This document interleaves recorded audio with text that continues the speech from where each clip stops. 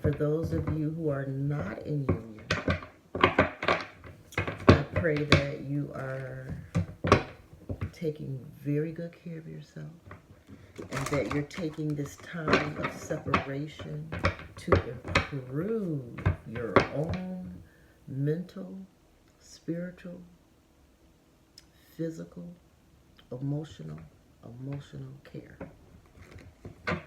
This is the time to build yourself back up, rebuild yourself, you know, do things that mostly happen when, you know, when you're single or solo, you know. There's some things that's difficult to do or maintain about yourself when you're in a relationship. So when you have the opportunity to be single, solo,